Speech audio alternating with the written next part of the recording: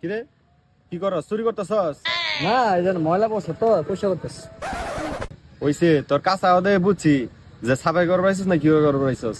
এসব চুরি চামারি করে কি হয়? বেমানি করে জীবনে ভালো থাকা যায় না। আমার দেখ, ইমানদারি ভাবে পড়ালেখা কইরা ইঞ্জিনিয়ারিং পাস কইরা চাকরি করি, মানছি 25,000 টাকা স্যালারি পাই, কিন্তু এতে আমি খুশি। তাও তো চুরালাম থা লাগে না। কয়টি এই কামাস মাসে চুরি কইরা? খরচপাতি বাদ দিয়ে মাসে 3-4 লাখ থাকে। क्या बोला तूने? चल चल चल चल